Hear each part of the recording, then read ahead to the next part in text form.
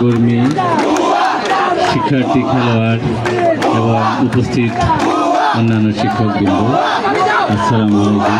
কলেজের পক্ষ থেকে এবং আমাদের সভাপতিকে অবস্থান করবেন পদার্থ এবং দ্রুত মাঠে এসে অনুষ্ঠানের সভাপতি উপাধ্যক্ষ সরকারি কলেজকে এখানে আসছে আন্তঃবিভাগ ফুটবল প্রতিযোগিতা 2026 এই অনুষ্ঠানে আমরা সম্মানিত সভাপতির দায়িত্ব পেয়েছি অত্র কলেজের সম্মানিত অধ্যক্ষ, হাজারো ছাত্রের উস্তাদ, বিশিষ্ট শিক্ষাবিদ প্রফেসর মোল্লা রুহুল আমিন স্যারকে। এখানে উপস্থিত আছেন অত্র কলেজের সম্মানিত উপাধ্যক্ষ, আমার শ্রদ্ধাভাজন ব্যক্তিত্ব জনাব প্রফেসর ডক্টর আব্দুল লতিফ। এখানে যেহেতু 22টা বিভাগ নিয়ে কলেজ চলছে, আমার মাথার তাজগুলো সব বসে আছে শিক্ষক এবং শিক্ষিকা মণ্ডলী। তাদের হায়াতে তাজ্জাবাস সিহাতে কল্লিয়া কামনা করছি। আপনারা জানেন, বাংলাদেশে সরকার গঠন করার পর থেকেই মাননীয় প্রধানমন্ত্রী জনাব তারেক রহমান উনি খেলাধুলার প্রতি এবং মানুষের কর্মসংস্থানের প্রতি মনোযোগ আকর্ষণ করছেন বেশি। মানুষ ইসলাম যেটা চেয়েছে, আমরা ওই আলোকেই তার কর্মসূচিগুলো বিশেষভাবে লক্ষ্য করেছি। বিশেষ করে খাদ্যে স্বয়ংসম্পন্ন হওয়া এবং মানুষ বেকারত্বের অভিশাপ থেকে মুক্ত হওয়া, এই সমস্ত কাজগুলো করতে আমাদের দেশের ভেতরে যেই উদ্যোগগুলো হাতে নেওয়া যায়, অলরেডি অনেকগুলো উদ্যোগ তিনি হাতে নিয়েছেন এবং সামনে আরো নেবেন ইনশাআল্লাহ। আমাদের বিরোধী দলীয় নেতা যিনি আছেন ডক্টর শফিকুর রহমান, ওনার সবচাইতে বড় বিষয় এবার সংসদে উনি সরকারি এবং বেসরকারি দুইটা দলকে উদ্দেশ্য করে দেশবাসীকে আহ্বান জানিয়েছেন যে আমরা অন্তত শিক্ষা এবং স্বাস্থ্য এই দুইটা বিভাগে মন্ত্রণালয়ে আমরা বাজেট এবার বেশি করে দিতে চাই। কারণ 100 টাকায় দেশে বাজেট হলে আমরা দেখি প্রায় 65 থেকে 70 টাকা শুধু সড়ক বিভাগ আর স্থানীয় সরকার এনাদের কাছে চলে যায়। বাকি 30 টাকা দিয়ে পুরা যতগুলো মন্ত্রণালয় আছে এগুলো চালানো লাগে, এটা কঠিন হয়ে যায়।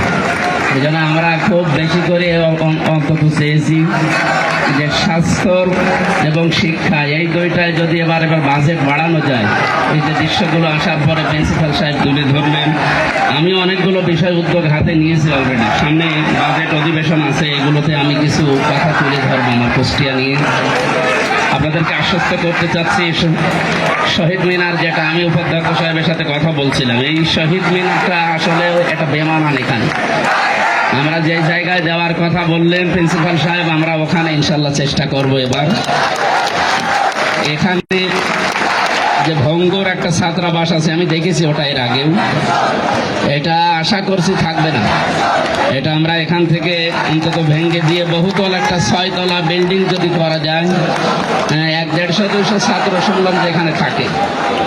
আমরা 22,000 থেকে 25,000 যেখানে ছাত্রছাত্রী, এই জায়গায় অন্তত 5,000 মানুষকে থাকার ব্যবস্থা করা দরকার। এটা একটা বাস্তবতা। আমার প্রাণপ্রিয় প্রতিষ্ঠান ইসলামী বিশ্ববিদ্যালয় কুষ্টিয়া, সেই জায়গার যে অবস্থান, সেখানকার তুলনায় শুনলাম ছাত্রছাত্রী এখানে আরো বেশি। সেই হিসাবে আমরা এগুলো সামনে হাতে নিতে চাচ্ছি। প্রশাসনিক ভবনের পূর্ব পাশের এই যে ফিজিক্স এবং কেমিস্ট্রি ডিপার্টমেন্টের জায়গায় একটা বহুতল ভবন নির্মাণ করার আহ্বান জানিয়েছে। আমরা এটা চেষ্টা চালাবো ইনশাল্লাহ। শিক্ষামন্ত্রী মহোদয়ের সাথে আমি সেদিন কথা বলেছি, উনি আমারে বলছিলেন আপনার আসনের ভেতরে যে সমস্ত প্রতিষ্ঠানে ইমার্জেন্সি কোনো ভবন লাগবে, আপনার ডিও লেটার দিয়ে আপনি আমাকে আলাদাভাবে দেবেন, আমি ওটা স্পেশাল ভাবে দেখবো ইনশাল্লাহ। আমি দেখি সরকারি কলেজকে আমি তালিকায় 1 নম্বরে রাখবো ইনশাল্লাহ। মাঠ সংস্কার এবং মাটি ভরাট, এখানে যে বিষয়টা শুনলাম এর আগে যে মাঠের অবস্থান ছিল, এর হালকা টাচ পাওয়া যাচ্ছে ওই যে আশপাশগুলো দেখলে যে কি অবস্থা ছিল। সুতরাং এগুলো আমরা সামনে রাখতে চাই না ইনশাআল্লাহ। দ্রুত এর ব্যবস্থা আমি দেখি যারা প্রশাসনের দায়িত্বে আছে সরকারের বিভিন্ন মন্ত্রণালয়ে, আমি নিজে কথা বলবো এই কলেজের জন্য। আমার সহকারে যিনি আছেন এই যে মমিন বিশ্বাস, উনি এখানকার ছাত্র ছিলেন, ছাত্র নেতা।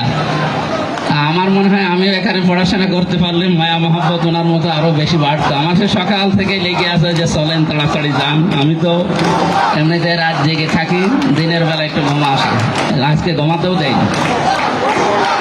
একাডেমিক ভবনগুলোর যে বিষয়গুলো, এই যে একটা ভবন একটু রং করা লাগছে, ভালো লাগছে দেখতে, বাকি বিভাগগুলো যদি আমার মনে হয় রং করা থাকতো এটা দেখতে আরো ভালো লাগতো। বাত ব্যথা, প্যারালাইসিস কিংবা আর্থ্রাইটিস, আধুনিক ফিজিওথেরাপি ও পুনর্বাসন চিকিৎসায় নির্ভরযোগ্য নাম ডিপিআরসি। দেখি একটা চেষ্টা চালাচ্ছি, আমি টিওনুকে বলে একটা অতি দ্রুত একটা বরাদ্দ দিয়ে অন্তত ঈদের আগে, যেহেতু একটা আনন্দ গণপ্রবেশ পরিবেশ আসবে, এটা আমরা চেষ্টা করবো ইনশাআল্লাহ। আমি আনন্দও পেয়েছি আবার একটু দুঃখও পেয়েছি, কারণ এখানে গাছ কাটার যে বিষয়টা শুনলাম আমাদের কি শিক্ষক পরিষদের শ্রদ্ধাভাজন স্যার তিনি বলছিলেন, আসলে গাছ কে বা কারা কেটেছে এটা তদন্তের মাধ্যমে বের করে, কিন্তু বাকি যেগুলো হচ্ছে এইগুলো তো তদন্ত করা দরকার।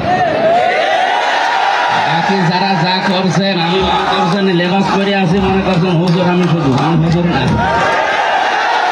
আমি এগুলোর তালিকা নিয়ে যাব আজকে, যে আপনাদের যা করা লাগে আমি তাই করবো। আমি ভুয়া কি আপনাকে আমি দেখাবো আজকে। আপনাদের যাই কয়েকজনের তালিকা আমার কাছে আছে অলরেডি, আমি সত্যই উপরে জানাবো।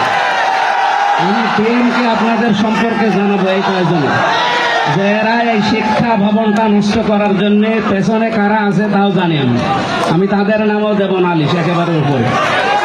দেখে আপনারা কতদূর পারেন। মূলত কলেজ প্রশাসনকে এবং এমপি মহোদয়কে বিব্রত করার জন্য একটা ছোট্ট গোষ্ঠীর একটি অপতৎপরতা, অন্যথায় কিছু নাই।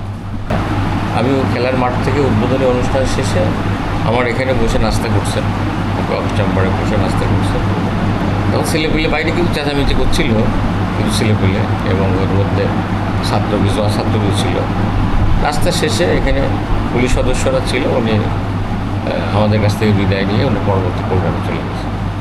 আমি ঠিক অবরুদ্ধ এ কথাটা বলবো না, অবশ্য ওখানে আমরা যখন নাস্তা করি তখন তো সবাইকে ঢুকতে দিইনি, সেই হিসাবে তো এখানে দরজা বন্ধ ছিল, এটা তো আমরা বন্ধ করে রাখছি।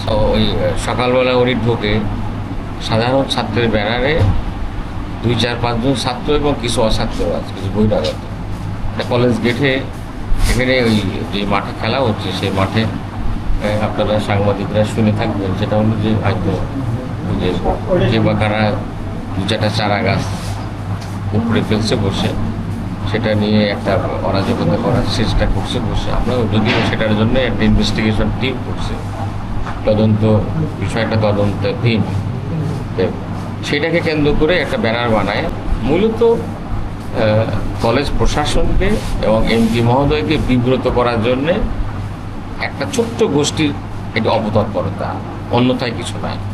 সাধারণ ছাত্রদের বলা যায় হাজার হাজার ছাত্র এই খেলার মাঠে চতুর্দিকে আনন্দ উৎসব করে বসে তারা খেলার মাঠে ছিল, তারা এই কাজের সঙ্গে জড়িত ছিল না, মোটেই ছিল না।